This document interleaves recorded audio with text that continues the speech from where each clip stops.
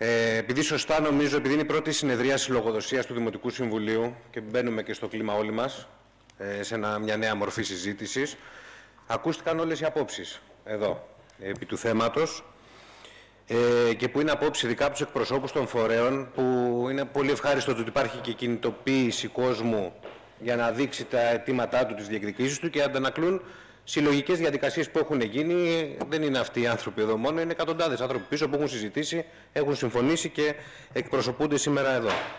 Και θα τους κάνουμε τη χάρη, πιστεύω, όλοι μας, αν πετύχουν το σκοπό ότι το θέμα είναι να χωριστούν οι γονείς της Δραλίου με τους γονείς των σχολείων της Καλύπολης σε μια φτώχεια, σε μια κατάσταση φτώχειας στη σχολική στέγη, να επιδιώκουν να τσακωνόμαστε μεταξύ μας, που λένε ο λόγος. Λοιπόν, το θέμα των πειραματικών και των πρότυπων προφανώς δεν έχει αρμοδιότητα το Δημοτικό Συμβούλιο.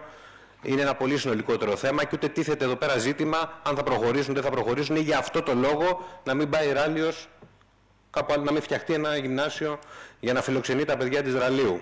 Όμως, το ότι επιλέγει η κυβέρνηση αυτό, δείχνοντας τα δόντια της και τις ιεραρχήσεις της, δηλαδή ξυλώνοντας ένα σχολείο γειτονιάς, για να προωθήσει κάτι τέτοιο, αντικειμενικά το φέρνει στο τραπέζι. Για ποιο λόγο? Γιατί είναι πολλά ακόμα σχολεία που έχουν πρόβλημα. Όχι, εγώ πήγαινα στο Προκλαδικό.